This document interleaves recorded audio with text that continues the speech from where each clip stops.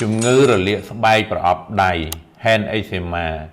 គឺជាបញ្ហាសើស្បែកដែលកើតញឹកញាប់បំផុតនៅលើបាតដៃនិងម្រាមដៃដែលមានរោគសញ្ញាដូចជាការរមាស់រសាប់រសល់ឈឺចាប់ឡើងក្រហមស្ងួតប្រេះស្បែកបែកស្រកាបាតដៃក៏ក្រៀងក៏គ្រើមជួនកាលមានពងទឹកតូចនៅលើម្រាមដៃនិងបាតដៃ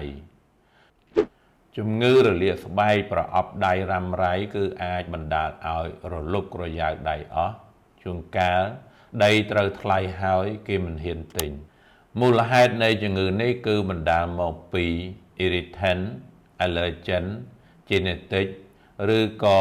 environmental factor ប្រភេទនៃជំងឺរលាកស្បែកប្រអប់ដៃ hand eczema ទី1គឺ irritant contact dermatitis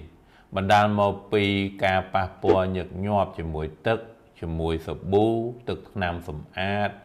ឬក៏សារធាតុគីមីផ្សេងជារឿយៗច្រើនកើតឡើងចំពោះអ្នកថែទាំសុខភាពអ្នកសម្អាតអ្នកធ្វើសក់និងអ្នកដែលធ្វើការជាមួយចំណីអាហារលាងចានឆ្នាំងលាងរថយន្តអ្នកធ្វើការកន្លែងសើមកន្លែងខ្លាញ់ទី2 allergic contact dermatitis កើតឡើងបណ្ដាលមកពីប្រព័ន្ធភាពស៊ាំរបស់បុគ្គលណាម្នាក់ប្រតិកម្មតបទៅនឹង allergen អ្វីមួយដូចជានីកែលគ្រឿងក្រអូបជ័រផ្លាស្ទិកឬក៏សារធាតុរក្សាទុកផ្សេងបញ្ហានេះគ្រូពេទ្យត្រូវធ្វើតេស្តរក allergen ដែលបង្កជំងឺនេះដើម្បីងាយស្រួលក្នុងការព្យាបាលប្រភេទទី3គឺ atopic dermatitis ឬក៏ atopic eczema ច្រើនកើតឡើងចំពោះអ្នកដែលមានប្រវត្តិអាឡែហ្ស៊ីទៅនឹងអ្វីមួយហើយបញ្ហានេះគឺអាចរាលដាលទៅ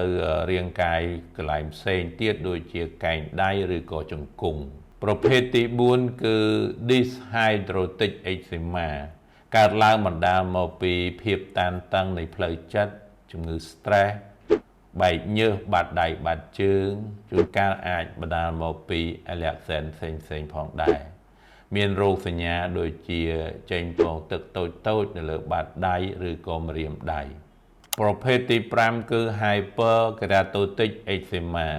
សភាពបាតដៃគឺឡើងក្រាស់ឡើងក្រិនហើយនឹងបែកស្រកាប្រភេទទី6គឺ environmental eczema កើតឡើងដោយសារអាកាសធាតុត្រជាក់និង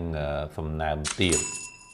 ការព្យាបាលជំងឺរលាកប្រអប់ដៃ hand eczema គឺត្រូវរកមូលហេតុបង្កឲ្យឃើញហើយរកមូលហេតុឃើញហើយគឺត្រូវជៀសវាងមូលហេតុទាំងអស់នោះហើយអាចប្រើប្រភេទថ្នាំលាបឬក៏ថ្នាំលេប